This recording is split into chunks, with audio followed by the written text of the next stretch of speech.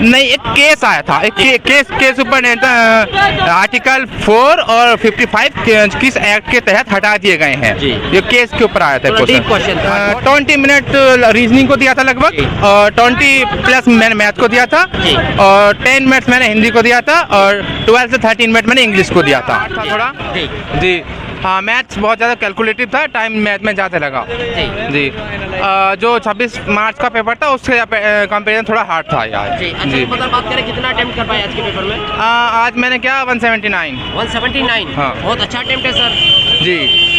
Sir आपको negative marking से डर नहीं लगता है या कॉन्फिडेंस ही उतना है? नहीं, नेगेटिव मार्किंग का डर है, इसलिए तो इतने किए हैं, बाकी छोड़ दिए। अच्छा 3 क्वेश्चन छोड़ दिए सर? नहीं, 179। अच्छा 179? जी 179। मेरे को 197 सुना था। ओके कोई नहीं। अगर ओवरऑल देखा जाए थोड़ा सा मुझे बताइएगा, आपको कौन सा सेक्शन इस पेपर का टफ लगा, कौन सा आसान? टफ की बात मतलब जीएस काफ़ी हार्ड था, कोई भी कॉमन क्वेश्चन नहीं था, और मैथ भी काफ़ी हार्ड था। ईजी की बात करें तो हिंदी काफ़ी ईजी थी आज जी। सर थोड़ा सबसे पहले हिंदी से स्टार्ट करते हैं, किस किस टॉपिक से क्वेश्चन पूछे गए थे आज?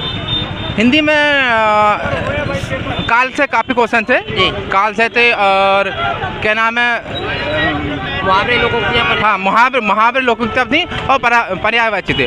पर्यायवाची इजी नहीं थे, थोड़े मतलब डिफिकल्ट टाइप के थे जी। सर उसके बाद में हम लोग बात करें रीजनिंग कैसी पूछी गई आज? रीजनिंग मॉडरेट थी, मॉडरेट लेवल की थी। कुछ क्वेश्चन थे जो कि मतलब बहुत ज़्यादा टाइम टेकिंग थे, और थोड़ा समझ से भी बाहर थे। हाँ। तो सर किसी बच्चे को अगर 179 अटेम्प्ट करने हैं तो आपके अकॉर्डिंग कौन सी रणनीति फॉलो करनी चाहिए, आप थोड़ा गाइडेंस कीजिएगा।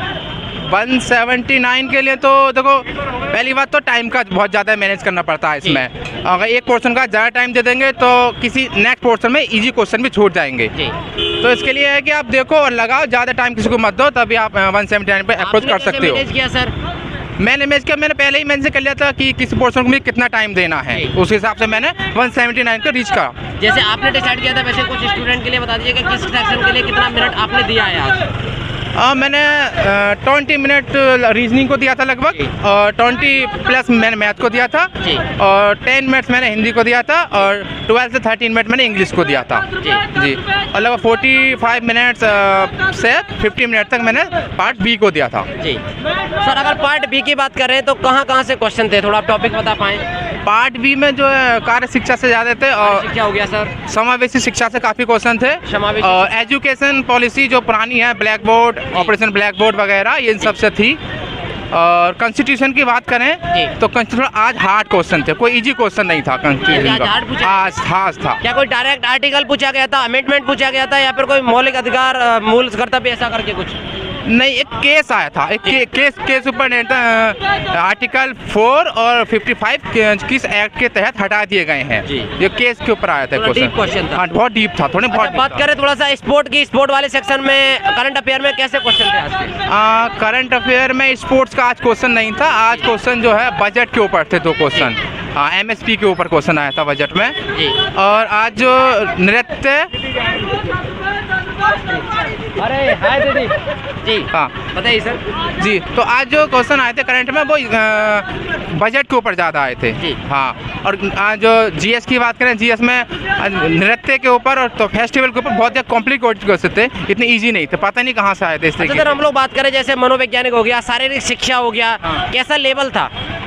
शारीरिक शिक्षा का लेवल थोड़ा हार्ड था, इजी नहीं थे। जो ऑप्शन दे रखे थे वो एकदम तर्क करने के ऊपर थे, ऐसा नहीं आप देखते ही लगाते हैं जी। हाँ। अच्छा सर, ओवरऑल देखा जाए तो आप आने वाले स्टूडेंट के लिए क्या कहना चाहेंगे?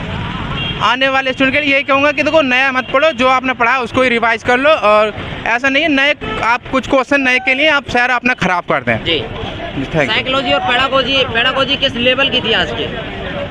साइकोलॉजी पेडागोजी जी मॉडरेट टू हार्ड कहेंगे इसको, मॉडरेट टू हार्ड। अगर ओवरऑल देखा जाए एक तरह से कि कुछ स्टूडेंटों का ये मानना है कि सर हमको कभी-कभी एक क्वेश्चन में 50% का डाउट रहता है, ऐसी सिचुएशन में अगर आपके साथ होती है तो आप क्या करते हैं? देखो 50-50 का काफ़ी क्वेश्चन रहते हैं, इसमें डाउट रहता है कि ये हो सकता है, ये हो सकता है, तो आप उसको बेटर है कि आप उसको थोड़ा सा नेक्स्ट टाइम बाद देकर उसको वहीं पे स्किप कर दें, आप पूरा सेक्शन करना फिर उस पर विचार करें जी। अच्छा, एक तरह से मुझे बताइएगा कि आपका मानना क्या है, आपने जो साइकोलॉजी वाला सेक्शन है उसको कितना समय दिया, और जो फर्स्ट वाला सेक्शन है उसको कितना समय दिया? फर्स्ट वाले को समय के लिए मैंने कम से कम 70 मिनट मैंने दिए थे जी और बाकी बच्चे 50 मिनट मैंने पार्ट बी को दिए थे। सर, अगर एक तरह से मुझे बताइएगा, जैसे साइंस आज के पेपर में क्या पूछा गया था या नहीं पूछा गया था? साइंस का नहीं था, साइंस का क्वेश्चन नहीं था आज। हमारी जियोग्राफी वाला सेक्शन है, नदी पर्वत पहाड़ झरने झीलें, वहाँ से कोई क्वेश्चन उठाया गया हो, माउंटेन पूछ लिया गया हो कोई? नहीं, ऐसा नहीं था। एक किला पूछा था, बागोस करके कोई किला था, वो पूछा था। यानी कि हमारी इंडियन हिस्ट्री से एक भी क्वेश्चन नहीं था? मुगल काल, दिल्ली सल्तनत, आधुनिक भारत? कोई भी नहीं थे। इंसाइंट, मेडिवल और कोई सी मेडिवल ही नहीं थी, इंसाइंट भी नहीं थी जी। अच्छा, थोड़ा सा स्टैटिक जीके को आप डिफाइन कर पाएं, जो जीएस वाला पोर्शन है वो कहाँ से, टॉपिक कहाँ से पूछे गए?